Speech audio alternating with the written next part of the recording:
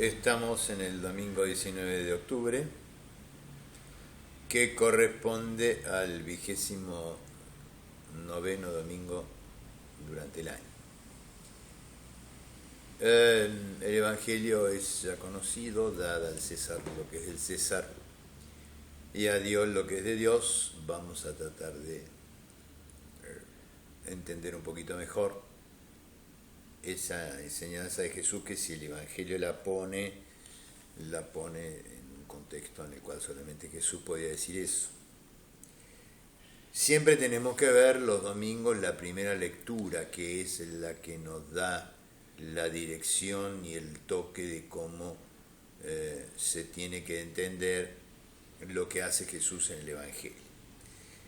Y la primera lectura es una lectura del libro de Isaías, donde el Señor, hablando a Ciro, que ha sido elegido por Dios para liberar a los judíos prisioneros, y Ciro persa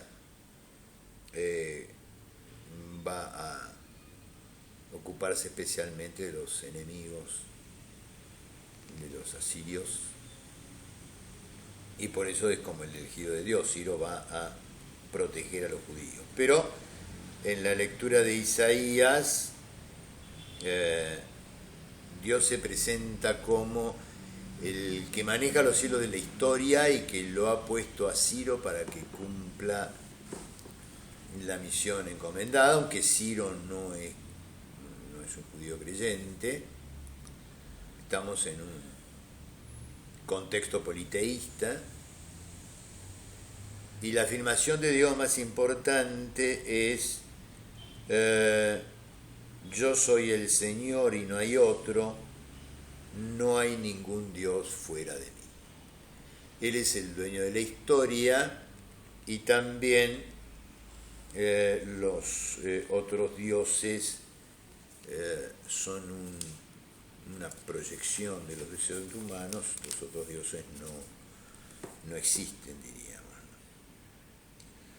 Esto mismo va a saltar en el Evangelio, donde Jesús nuevamente tiene una discusión con los fariseos. En este caso son grupos que tienen una tradición en la manera de vivir la Sagrada Escritura. Los fariseos y los saduceos son grupos con los cuales Jesús discute. Otras veces discute con los sacerdotes, con los doctores de la ley. En este caso no. En este caso la discusión es con gente de uno de los grupos más ortodoxos, y que van a hablar con Jesús con mala intención. Están tratando de sacarse de encima ese judío molesto que viene utilizando la tradición profética que era ya conocida entre los judíos, que es mover el piso en nombre de Dios. Y los fariseos, a través de algunos enviados, muy educadamente lo reconocen como justo, pero le hacen una pregunta con trampa, ¿no es cierto? Y es si está permitido pagar el impuesto al César o no. Es importante entonces que tengamos claro acá que en el ambiente los judíos se sentían muy mal por la falta de libertad que le daban los romanos, donde la imposición de César, el jefe de los romanos, como el que mandaba y gobernaba toda la tierra, todo el imperio, es la que se hace sentir. Los judíos están oprimidos por los romanos, no pueden hacer lo que quieren, pero además tienen que pagar los impuestos debidos al invasor. Y son impuestos muy pesados, son cargas muy, muy pesadas. Después de la época de Jesús va a provocar una guerra que va a terminar muy mal todo esto. Y entonces también el César era el que se hacía llamar Dios. El culto a César era lo que unificaba parte del Imperio Romano, ¿no? Todo esto está simbolizado en la moneda. La moneda simboliza el impuesto, el dominio. Y la moneda simboliza también la manera de vivir que tenía César de presentarse como Dios. La pregunta que le hacen a Jesús es una pregunta capciosa porque lo podían acusar de que no había que pagar los impuestos, como más adelante lo van a hacer, o lo podían acusar de adorar al César, de no adorar al Dios verdadero. Y Jesús responde con una acción muy sencilla, característica de los profetas, que es actuar y explicar la acción. Y cuando se hace mostrar la moneda y pregunta de quién es la efigie, bueno, el asombro tiene que haber sido grande, pero todo el mundo sabía que la efigie era de César y que atrás estaba en la figura de la mujer de la paz, que en este caso era Livia, la esposa de Augusto, ¿no? Cuando le contesta que esa efigie es de César, la respuesta de Jesús es la enseñanza importante que trae este trozo del Evangelio. Den al César lo que es del César y den a Dios lo que es de Dios. Es bastante importante porque, por un lado, refleja una actitud frente al poder constituido. Hay varias interpretaciones, pero esta interpretación parece ser la más lógica. Al poder constituido por orden social hay que simplemente obedecerlo. Y por eso la rebeldía de los judíos posterior a Jesús va a ser una masacre, ¿no? Así que el orden social hay que seguirlo y la rebeldía contra las autoridades no está permitida en la medida que sea una rebeldía violenta. Hay que reconocer que la autoridad, te guste o no te guste, la autoridad que te tocó y tenés que seguirla por el orden social y el orden económico. Den al César lo que es del César. Bien clara la respuesta, ¿no? Den al gobierno lo que es del gobierno. Podés estar o no a favor o en contra, pero lo que no se puede utilizar es la violencia.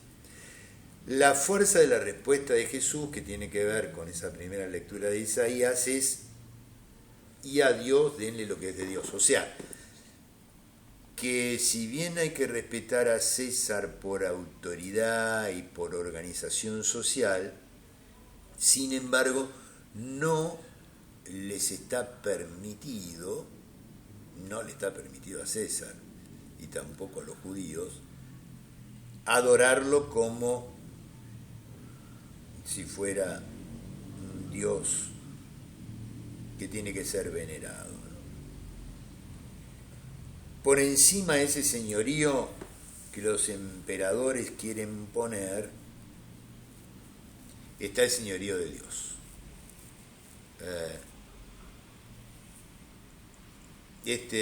Dios por encima de mí, que refleja esa kipá que utilizan los judíos, ese Dios está por encima, va a traer dificultades posteriormente, como por ejemplo una de las medidas cuasi democráticas de los romanos era poner en el panteón los dioses de todos los pueblos que sometían. Y los cristianos se niegan rotundamente a que la cruz de Jesucristo estuviera colocada en el panteón. No es un Dios más entre otros dioses. Los otros dioses no existen. Hay un solo Dios, que es el Creador y es el Señor. En nuestro día, bueno, yo conversando la vez pasada con una persona, aparece el conjunto de los maestros, donde, qué sé yo, nos encontramos a a Buda, a Jesucristo, a los musulmanes, todos los dioses están en paz formando una fraternidad. Y bueno, es esto contra lo que los creyentes no podemos estar de acuerdo y que nos va a diferenciar frente a una pretendida paz.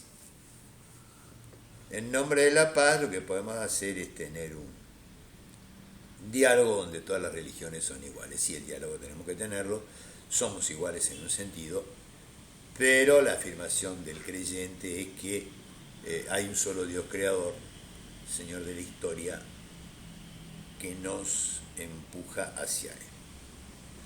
Este tema de la idolatría está sumamente extendido, cuesta mucho entender a Dios como el único, y por eso la idea de creación es tan importante en la Sagrada Escritura y en los judíos. Es el que crea y es el que lleva la historia, por eso es el Señor, y lleva la historia a su final. Como creyente lo que nos corresponde es de corazón reconocer que por encima nuestro está el poder de Dios, que nos indica una manera de vivir, y que, bueno, en el contexto actual del sínodo que ha llamado Francisco, tenemos que tener las dos manos abiertas para recibir a todo el mundo, pero sin dejar de afirmar ese señorío del único Dios, que probablemente con Jesucristo también le tendería la mano a todo el mundo, ¿no? Pero que no dejaría ninguna de las convicciones en las cuales o de las cuales el Evangelio está plagado. Con humildad reconozcamos ese poderío de Dios, que la bendición de Dios Todopoderoso, del Padre, del Hijo y del Espíritu Santo, descienda sobre todos nosotros y permanezca.